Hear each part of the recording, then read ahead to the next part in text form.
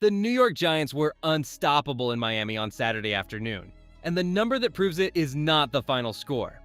The Miami Dolphins finished the entire game with 3 first downs. The Giants finished with 26 first downs. New York won 26-3 while holding the football for 41 minutes against Miami's 19 minutes. And head coach John Harbaugh did all of it without Jackson Dart, without Brian Burns, without Abdul Carter, and without most of the players who will line up in Week 1 against Dallas. The backups did this. 2 days earlier, at a joint practice inside the Baptist Health Training Complex, the Giants' defense was credited with at least 6 sacks during team periods against Miami's starting offensive line, and Brian Burns disputed even that number. "I don't know how many sacks we had, but it was definitely more than 6, Burns told reporters afterward. John Harbaugh needed one word for it. It was ferocious, the head coach said. Then the starters sat down on Saturday, the reserves took the field, and nothing changed. New York forced 7 3-and-outs and ran 79 offensive plays to Miami's 36 plays. Here is what this breakdown gives you. Every performance that moved a roster spot, every number that survives a second look, and the one rookie who Saturday may have already ended a competition nobody expected him to win. The cut to 53 players comes on Tuesday, which means some of the men who played the best football of their summer inside that stadium will not be on this roster by the end of the week. But before we get into that, hit that like and subscribe button for more Giants and all the NFL content.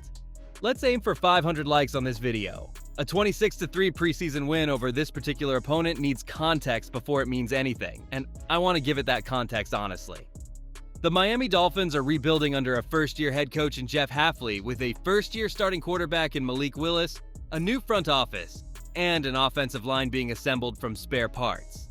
Miami lost its preseason opener to Washington 20-7. The Dolphins rested players of their own. Beating them does not make the Giants good. What it does is answer a narrow question about depth, and depth is exactly what this roster failed at last season. The 2025 record lies a little. New York finished 4-13, which reads like a team that was never in games. Look closer at the schedule, and 4 of those 13 losses came by 4 points or fewer. Dallas won 40-37, Denver won 33-32, Chicago won 24-20, Minnesota won 16-13 at MetLife Stadium in December. Flip those 4 results and the Giants finish 8-9. That is not a fantasy, and it is not an excuse either. It is a measurement of how thin the margin was between a bad season and an ordinary one. So count the problems honestly, because there are 3 of them. The interior defensive line could not stop the run, the cornerback room could not hold up in coverage, and the running backs put the football on the ground at the worst possible moments. Saturday touched all 3 of those problems, and it did not solve any of them cleanly.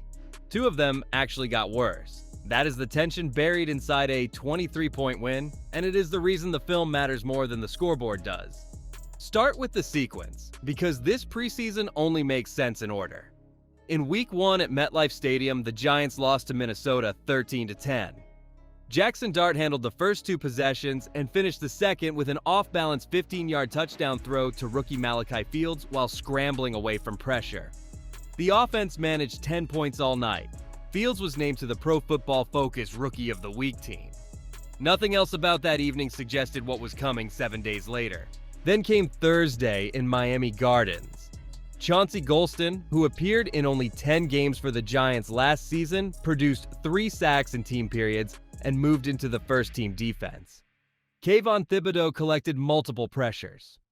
Drew Phillips ended the 2-minute period with a sack off a nickel blitz. Tempers went sideways repeatedly. John Harbaugh said afterward that his team left the practice better than it arrived, and by Saturday afternoon there was hard evidence he was right about that. Saturday belonged to Jameis Winston. The backup quarterback played the entire first half, went 15 of 21 for 150 yards, and scrambled 11 yards for the opening touchdown. Devin Singletary added a 13-yard scoring run out of a 2 tight end and fullback grouping. Dominic Zvada made field goals from 43 and 32 yards. Ben Sauls answered from 27 and 37 yards, and the Giants finished 4 for 4 on field goal attempts. New York committed 4 penalties and 0 turnovers. Miami committed 8 penalties and lost 2 fumbles. None of that depth existed by accident, and the cost of building it deserves an honest grade. In April, the Giants traded Dexter Lawrence to Cincinnati for the 10th overall pick. That is a genuine loss. Lawrence was the best interior defensive lineman this franchise has employed in a decade, and the run defense numbers since he left are not a coincidence. New York used that pick on Francis Mauigoa, the offensive lineman out of Miami. I understand the logic. I am not sure the trade grades out as a win yet. The subtractions kept coming this month. On August 18th, the Giants traded Daniel Falele to Jacksonville for a 2027 6th-round pick, a move that only makes sense if this coaching staff believes the interior line depth behind him is real. On the same day, New York released Juju Smith-Schuster, a vested veteran with 481 career receptions, to open a roster spot for Najee Harris.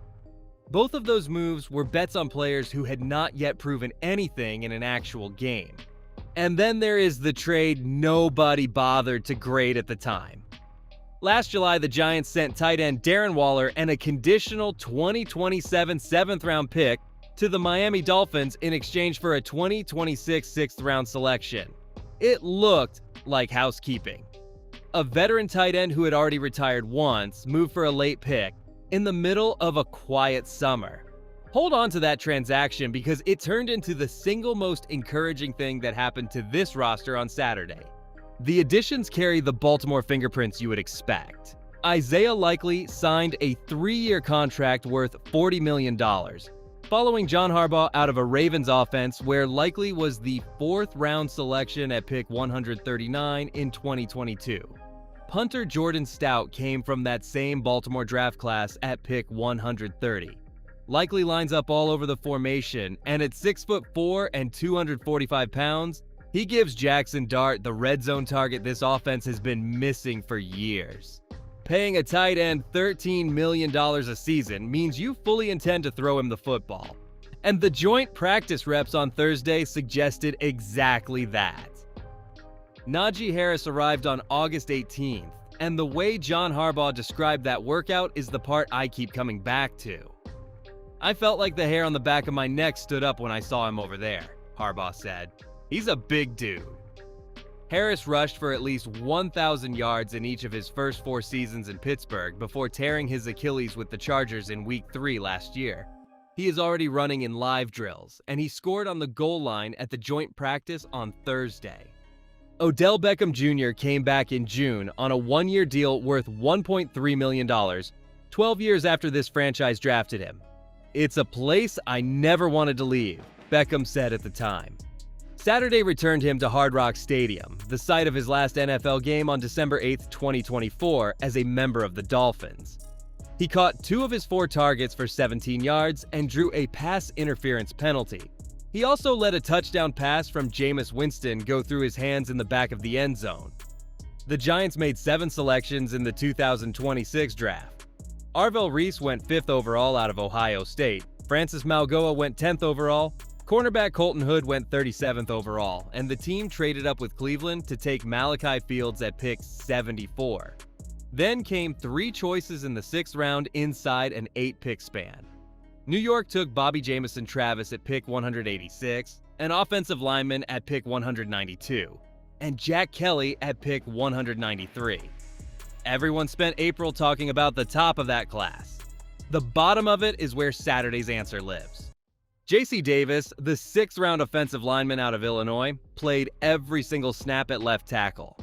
Pro Football Focus graded him at 86.6, the best mark of any Giants offensive player in the game, and charged him with 1 pressure allowed across 33 pass-blocking snaps. Art Stapleton of NorthJersey.com wrote that the performance makes Davis a lock for the 53-man roster. Here is the detail that makes it better. Pick 192 was the selection the Giants received from Miami in the Darren Waller trade. New York used Miami's own pick to draft the tackle who helped push Miami around. Now, the case against because one afternoon is not a career. J.C. Davis played 53 snaps against a Dolphins reserve defense missing its best interior players, and 6th-round tackles historically need 2 or 3 seasons to become dependable starters. Bobby Jamison Travis started and recorded one of the team's 2 sacks, but he ranked 26th out of 32 Giants defenders in run defense grade after week 1. Arvell Reese started and left after the second series. One good Saturday is evidence, it is not a conclusion. The step back involves the players who were supposed to be further along by now. Darius Alexander, the 3rd-round pick from 2025, finished Saturday with a quarterback hit and very little else. Pro Football Focus graded him at 33.8, the lowest mark of any Giants defender in the game, and ranked him 31st out of 32 New York defenders against the run. On 9 run defense snaps, he did not record a single tackle or stop. Chauncey Golston is the single biggest reason those snaps are quietly disappearing, and this coaching staff has not bothered to hide it. Tyrone Tracy Jr. led this team with 740 rushing yards last season, which is exactly why the last 2 weeks sting. In the preseason opener, he missed a blitz pickup, and Jackson Dart absorbed a hit that drew national attention. On Saturday, after runs of 11 and 12 yards, Tracy fumbled untouched and killed a scoring drive. Devin Singletary looked sharper in the same backfield on the same afternoon, and Najee Harris is on the roster now. The math is not moving in Tracy's favor. The cornerback room remains the honest worry. Deonte Banks broke up 2 passes, and the secondary combined for 5 pass breakups, which is real progress from where that group was in December. Paulson Adebo, who is playing on a 3-year contract worth $54 million, has had a difficult camp by every account coming off the beat. Colton Hood and Greg Newsome II are both competing for the job opposite him. Pressure can cover for a secondary. It cannot cover for one every single week. Sort what is proven from what is hoped for, because those are different categories. Here is what is proven. This pass rush is a top-tier NFL unit. The offensive line has functional depth for the first time in years, and the kicking competition has produced 2 kickers who are both making their attempts. Here is what is not. The run defense has not been fixed, the coverage on the outside has not been settled, and Jackson Dart has not shown he can carry a passing game that averaged 189 yards per start last season. Stack the conditions and you get a range instead of a number. If Malik Neighbors returns to form after the torn ACL he suffered in Dart's first career start, if the interior defensive line holds up against the run, and if Jackson Dart improves on the 39.7% completion rate he posted on throws traveling 10 or more yards downfield, this team competes for a playoff spot. Miss on any one of those and you get another season in the 6 to 8 win range. The biggest variable is Neighbors, and it is not close. I have the Giants at 9-8, and here is the claim I will defend in the comments. Odell Beckham Jr. makes this 53-man roster on Tuesday, and Tyrone Tracy Jr. is the running back who does not survive the week. Tell me where that is wrong, because I think this coaching staff has already made up its mind, and the tape from Saturday is the reason why. Subscribe and turn the notifications on because the cuts land Tuesday and the reaction goes up the same afternoon.